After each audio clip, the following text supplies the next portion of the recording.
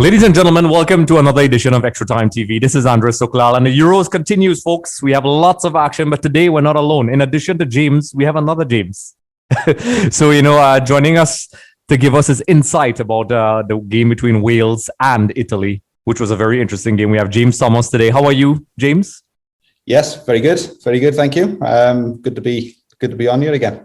All right. So for those of you who don't know, James Thomas is the coach of the women's national team of Trinidad and Tobago. So we'll be valuing his insight into his analysis of Wales. I know there's a bit of an emotion in there, but we'll talk about it. And of course, we have good old James Baird joining us again, the man from Scotland. So James, we're going to head into it. Obviously, the game ended 1-0 with a goal from Matteo Pessina in the 39th minute. Mancini basically played, he did some rotation. Players like Verratti and so on got a run today. We spoke about this last night, about the team really doing some rotation, but they comfortably have 9 points. Wales, unfortunately, James will call him JT today, folks, so you all will know what James we're talking about.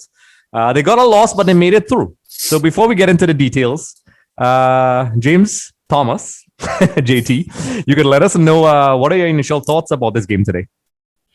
Yeah, obviously the end result is we're through into the next round as a nation, which is fantastic. I think anytime you lose a game of football is disappointing. But I think when you get to the final stages of a group tournament, it's always strange how a negative result can actually still have a very positive effect for you. So, mixed emotions, I suppose. A little bit disappointed in maybe some elements of the performance, but I think overall we're through into the round of 16, which again, for a small nation of 3 million people, I think it is. It's it's a great achievement, and again, hopefully it's something we can now take a step forward and see where it takes us. See where it takes us after that.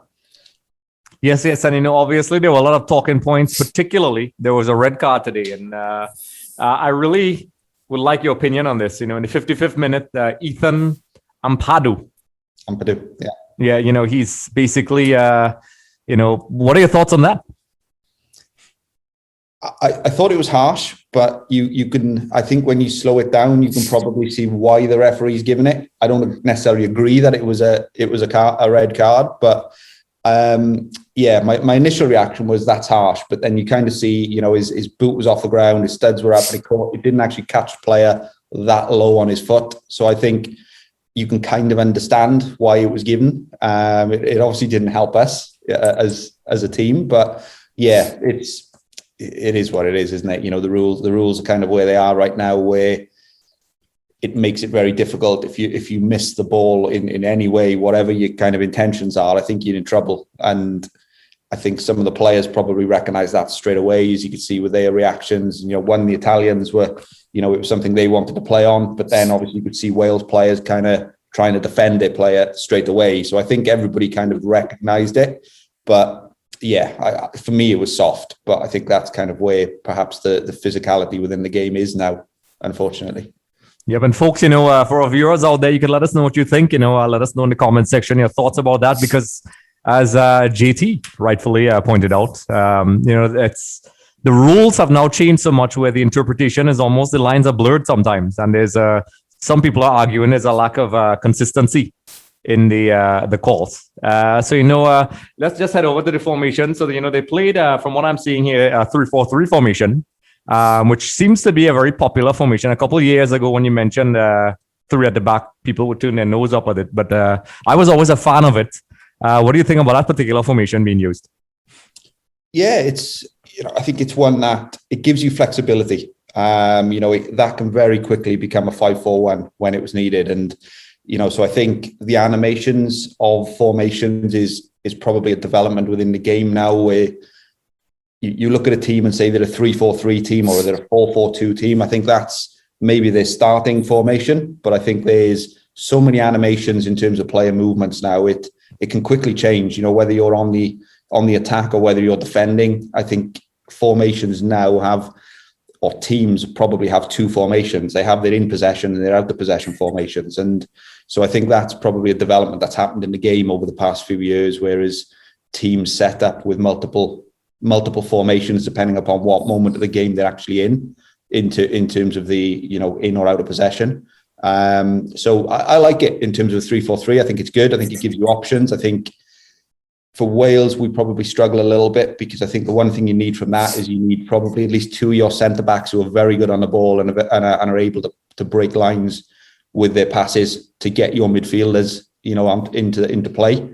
So, yeah, I think that was probably tough for us. But I think defensively it looked quite good. I think defensively it gave Wales opportunities. There were times where they dropped into that back five, and then as a result of that, they were able to release one centre-back who could step out and maybe deal with an Italian 10, in kind of that half space or in the pocket in there. So it gives you that security in defence. Again, I think the front line was probably affected a bit that they didn't really have a focal point. I think Kiefer Moore within that front three would be very different. And I think that kind of showed when he came on the field. It gave them a focal point, and then the players, Bale and Dan James could kind of buzz in and around him because he was securing possession a lot more. So I think the formation is good, but I think the personnel have to be the right ones for it. It gave us quite a lot in terms of the defensive side of the game, but I think the selections of players maybe nullified some of our attacking opportunities during the game today. Yeah. Yes, and it's a formation. James could also verify that it's one of my favorites. I have a whole bunch of diagrams about why it's so flexible. So maybe one day we can exchange notes. Yeah, absolutely. So as we're going to jump across to the actual table. So obviously Italy have a perfect start with 9 points. Wales are on 4. They're in second spot. Switzerland 4, which we'll get to in a little bit. But let's talk about the Italian performance. But before we get into that, we have a quick comment from Sandro Grande, and also a player who spent some time in Italy. Let's hear what he has to say. Hey guys, day 3 Euro Cup, Italy with another great performance, showing everybody that they have a really solid group, making 8 changes in the lineup, resting some key players, but they were able to play some decent football, possession-based football that looked pretty good at times, a little bit slower than the other days, but I think it's normal. All they needed was a draw to finish top of the group. So on to the next round, and looking forward to seeing who we face. Is it Ukraine? Is it Austria? So we'll see that in the next couple of days. But another great performance, and very happy.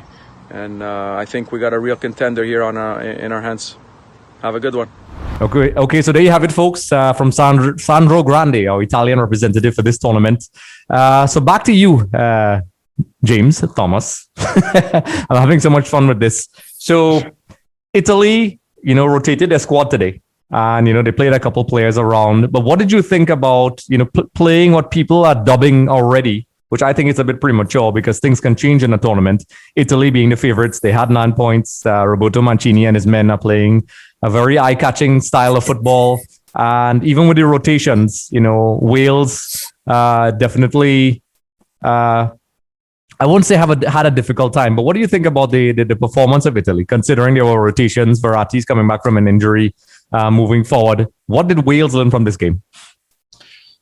I think as far as the Italians are concerned, I think they probably, and I've only seen limited amounts of the games in the Euro so far, but, I think for me, from what I have seen, is I think the Italians probably are sneaking into that favourites position. I think they've looked really, really dominant in their previous 2 games, and, today they were a constant threat. I think I said when I was last on the show that they're an Italian team who defensively are obviously very, very strong, and I think it was that was brought up in commentary during the game. But I think they're devastating on the counter attack. This team, they're very, very exciting. Maybe a little bit different to what you would describe a traditional Italian team who are very much defense minded, whereas these are. But I think they've got that blistering pace, particularly in wide areas, which we saw again today. I think they're kind of creeping into that favourites spot, and possibly rightly so, to be honest.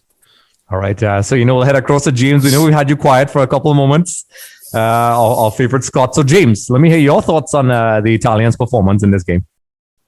I think it was a very polished performance. I mean, a lot of players came in, and it was their opportunity to stake a claim for a place because, guys like Chiesa, for example, came in. He got a star of the match performance, obviously. And he's now taken a claim for, obviously, the round of 16, and I thought, for example, Bonucci captained the team. We spoke about it before. He was one of my 11 that I picked before the tournament, so I'm happy. I mean, obviously, Chiellini's out, but I thought, for example, I mean, Pessina took his goals so well. And I think even defensively, I mean, although Wales had some nice phases of play, I think there was an opportunity that Bale had, and then he had a smashing volley that, he didn't catch it right. And then I thought Ramsey had a good chance, but I think Wales's formation played into Italy's hands a little bit, because we know, obviously, they changed things around. They played Ramsey more as the false nine, which obviously to me, he's a little better playing a little further back on the ball. And that allowed, obviously, Italy a little more freedom in the middle there. And it allowed, obviously, Chiesa and Bernardeschi to really exploit the channels a little more as well. So I thought it was a very good performance. I don't think I think they could have probably stepped up a gear, in my opinion. No disrespect to the JT there. Because, I mean, obviously, Wales, they knew that they were virtually through as well, because let's be honest, I think Page, the Welsh coach, the changes that he made with the yellow cards, although he brought the players on later on, because he'd probably seen the Switzerland result and thought, well, we need to guarantee it. He was quietly confident, I think, that they had already qualified. But I think it was a very good game. As I say, there was lots of nice moves. I mean, obviously, the goal from a set piece that obviously Italy got, I mean, might upset Wales a little bit. I don't want to say it's a soft one, but I mean, it's a set play at the end of the day. And I know Wales, I'm sure, spent a lot of time on those things. Coming back to the red card, I don't think it was a red card. I think, as James said, it was a little harsh, but I can understand the foot was high. But I think from an Italian point of view, I mean, again, Jorginho in there, I mean, he's an unsung hero in that Italian side. He does so much work that we probably don't see, but I think in general, it was a very good, polished performance from Italy. And as James said, I think they're very much keeping into that favourite spot now. Yes, and I'll ask you, because of your unique goalkeeping perspective. Let's talk about a set piece. I know I'll jump back to JT as well afterwards. What did you think about it? Did you think the Welsh defense could have done a bit better in that scenario? I think so too, because I mean, as I say, they would have spent a lot of time on this. I mean, we know that these days we have some exceptional, set piece takers that can whip balls in and these kind of things. But I think Wales would have been disappointed to lose that. I mean, I think Ward's had a great tournament, so to get a header in between the defenders, he'll be disappointed with his back line there. But at the end of the day, I mean, it was a good ball. And as I say, these things happen in football, so they won't dwell on it. I mean, at the end of the day, before this game, as I say, Wales and Italy virtually knew that they were going through. So, I mean, there's a lot you can take from it, but I mean, there's a lot you can't. I mean, they're in our minds that we preparing for the last 16 as well. Yep. JT, a lot of people, when they speak about Wales, obviously they naturally gravitate towards Gareth Bale first before anybody else. So, based on, the group stage performance so far, obviously he's kind of, on the unofficial talisman, I guess, based on popularity at least. But, there are some talented players in the team. But let's focus on Gareth Bale. What do you think about his performances, not just in this game, but overall? I think today he wasn't great. I think it was a poor performance by the standards that I think everybody probably expects of him. That was a huge chance that he had towards the end of the game, the chance he put over the bar, which I think probably arrived at him when he wasn't expecting it, and he rushed it. I think when you look at the replay, he could have probably brought that down and then put the ball into the back of the net rather than taking it first time. But yeah, I think he wasn't at the levels you'd probably expect of him as a player who, if you look at the last Euros and you look at various qualifying campaigns, he's kind of helped drag the team forward, and he's really been the one, as you said, the talisman that everybody kind of looks at as the player who makes the team. But yeah, I think he's had moments, but I think he's probably having less moments per game now than he would have done in the 2016, where obviously we did really, really well. I thought he was slightly poor today, if I'm honest. Yeah, do you think that age is a factor? He's not exactly a young, sprightly guy anymore. It's catching up with him. His ability to make, for example, back in 2016, his levels of performance probably would have been higher. And this is great to hear your opinion as a coach. His performance levels. Is it a result of his injuries and, not being able to consistently perform, that maybe the expectations of what he was, the Gareth Bale from 2016 versus the Gareth Bale now, maybe a bit unfair?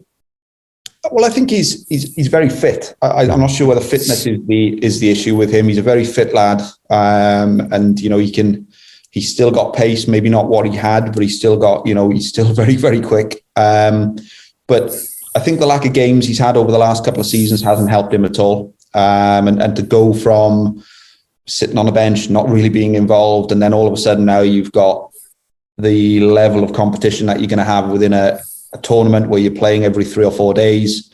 You got your prep time, you've got your recovery time, and then you're going again. So the time these players get off actually within a tournament is very little and few and far between. So I think maybe it's difficult, or it gets more difficult as a player ages, to be able to continue to maintain at a certain level and at a certain intensity. Like I said, in the last game, I think there were moments where he looked breathtaking again. We didn't see those today.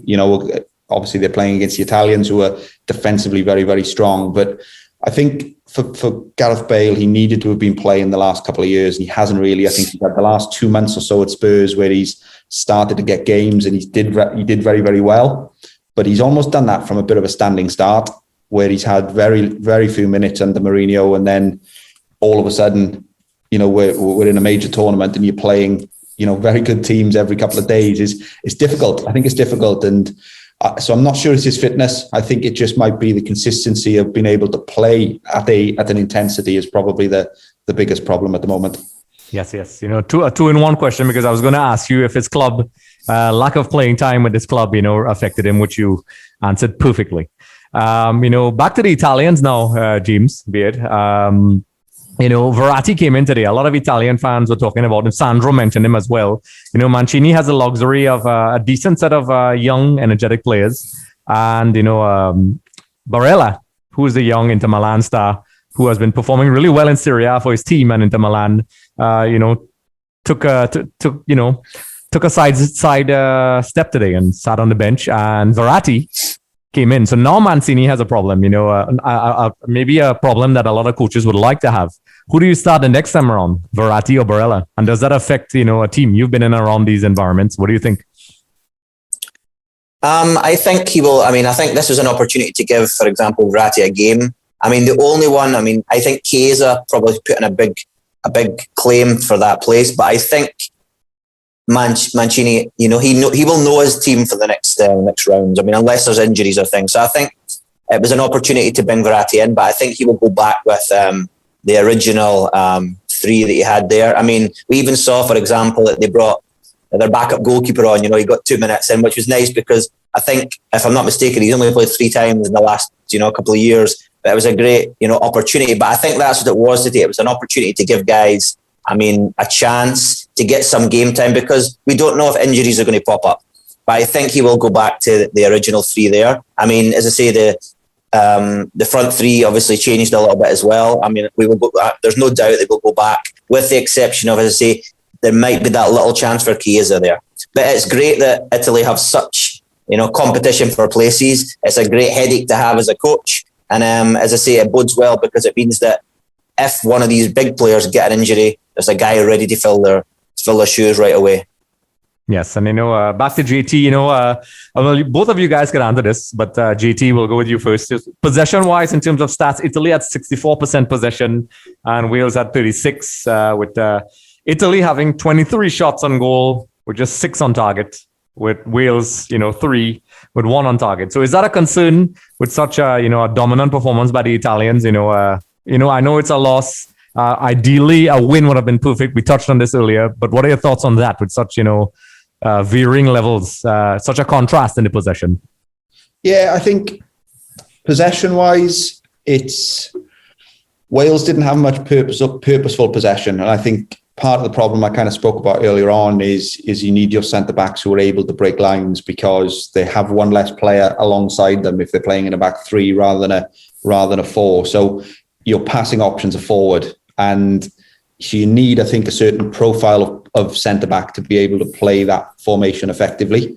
I think that would have reduced the amount of time we had with the ball going forward. James mentioned it earlier on as well, with Ramsey playing in that false 9 role, where I certainly agree that I think Ramsey is probably better in the centre of midfield been able to run forward with the ball rather than having to run back towards his own goal to try and get on it with his back to goal.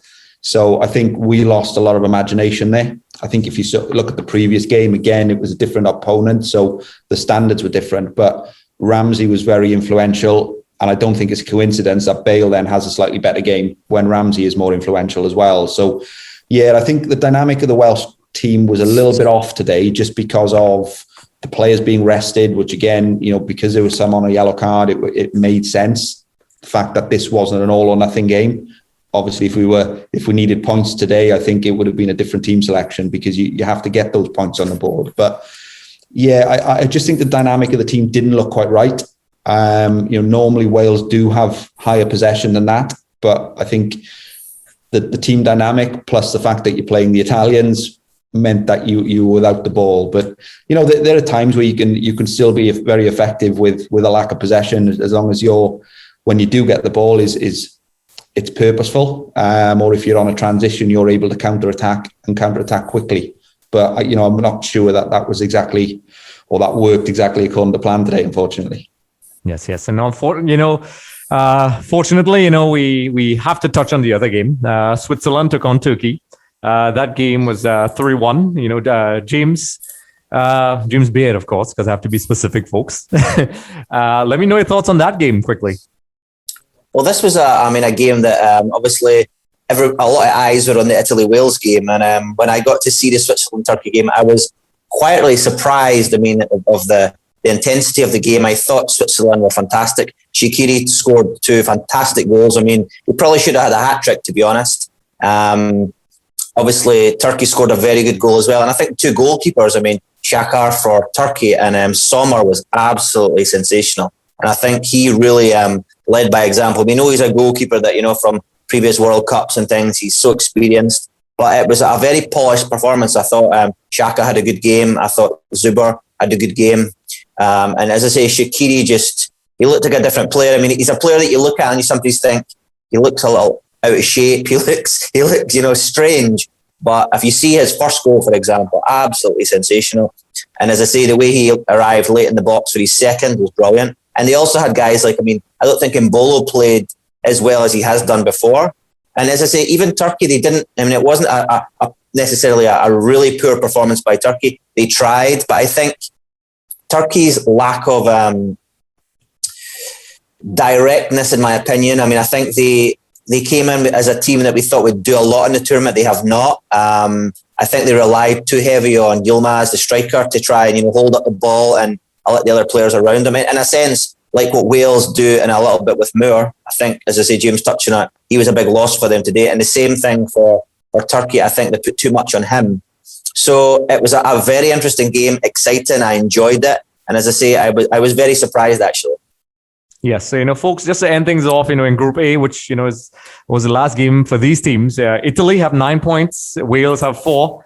So securing the second spot. Switzerland have 4 as well. And Turkey ends and goes out with 0 points on the table. So James Baird and James Thomas, this has been a brilliant and exciting time for you, I'm sure, James and JT as well. I know not having to win is it kind of dampens it a little bit, but at least making it to the second round is an achievement.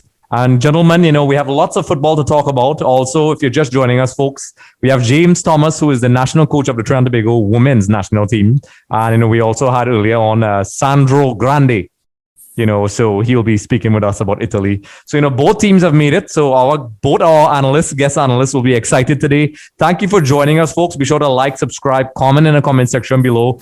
Pay attention to our Instagram, Twitter, and all those things. We'll be having analysis from our other guests from Germany, from Ireland, in Portugal, all the way in Malaysia, and right here in Trinidad Tobago, which is where we're from in the Caribbean. There are no palm trees because unfortunately we're inside, so you can't see it. No coconut trees. So gentlemen, it's been a pleasure and thank you for joining us. And always, as always, folks, keep watching because we have a lot of football to talk about.